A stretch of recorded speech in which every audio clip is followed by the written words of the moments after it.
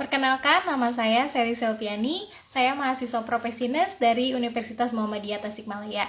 Di sini saya akan menjelaskan tentang klasifikasi dari diabetes mellitus. Kita langsung ke materinya ya. Ada beberapa klasifikasi diabetes. Di antaranya yang mungkin paling dikenal adalah diabetes mellitus tipe 1 dan diabetes mellitus tipe 2. Ada juga jenis diabetes yang dialami dalam masa kehamilan, yang dikenal dengan istilah diabetes gestasional. Yang pertama ada diabetes mellitus tipe 1.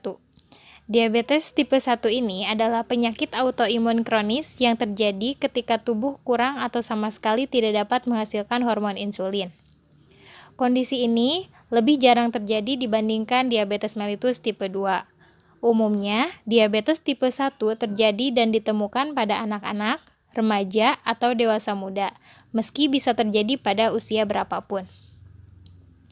Diabetes tipe 1 ini kemungkinan besar disebabkan oleh sistem kekebalan tubuh yang seharusnya melawan patogen atau bibit penyakit, malah keliru sehingga menyerang sel-sel penghasil insulin di pankreas atau autoimun.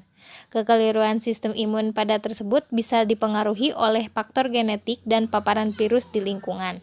Oleh karena itu, orang yang memiliki riwayat keluarga dengan jenis diabetes ini berisiko tinggi terkena penyakit ini. Seringkali penderita diabetes mellitus tipe 1 memerlukan terapi insulin seumur hidup untuk mengendalikan gula darahnya. Yang kedua, ada diabetes mellitus tipe 2. Jenis diabetes ini lebih umum terjadi dibandingkan tipe 1. Secara umum, jenis diabetes ini dapat menyerang siapa saja pada semua kalangan usia. Namun, diabetes tipe 2 ini biasanya lebih mungkin terjadi pada orang dewasa dan lansia karena faktor gaya hidup yang tidak sehat seperti kurang gerak dan kelebihan berat badan. Gaya hidup tak sehat menyebabkan sel-sel tubuh kebal atau kurang sensitif merespon hormon insulin. Kondisi ini disebut juga dengan resistensi insulin. Akibatnya, sel-sel tubuh tidak dapat memproses glukosa dalam darah menjadi energi dan glukosa pun akhirnya menumpuk di dalam darah.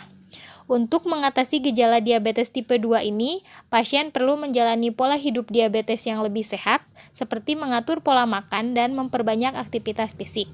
Dokter juga mungkin akan memberikan obat diabetes untuk menurunkan gula darah yang tinggi dalam perawatan diabetes mellitus tipe 2. Tidak seperti diabetes mellitus tipe 1 yang memerlukan tambahan insulin, pengobatan melalui terapi insulin tidak umum dilakukan untuk mengendalikan gula darah pada diabetes mellitus tipe 2. Yang ketiga, ada diabetes gestasional, yaitu jenis diabetes yang terjadi pada ibu hamil. Tipe diabetes ini terjadi selama kehamilan bisa menyerang ibu hamil, walau tidak memiliki riwayat diabetes. Menurut American Pregnancy Association, klasifikasi diabetes ini muncul karena plasenta ibu hamil akan terus menghasilkan sebuah hormon khusus. Nah, hormon inilah yang menghambat insulin bekerja dengan efektif. Akibatnya, kadar gula darah Anda pun menjadi tidak stabil selama kehamilan. Sebagian besar wanita tidak mengetahui bahwa dirinya mengalami diabetes jenis ini karena seringnya diabetes gestasional tidak memunculkan gejala dan tanda yang spesifik. Kabar baiknya, kebanyakan wanita yang mengalami jenis diabetes ini akan sembuh selepas melahirkan. Agar tidak menimbulkan komplikasi, ibu hamil yang mengalami tipe diabetes mellitus ini perlu mengecek kesehatan dan kehamilannya pada dokter secara rutin. Selain itu, gaya hidup juga perlu diubah jadi lebih sehat. Itulah 3 jenis klasifikasi dari diabetes mellitus.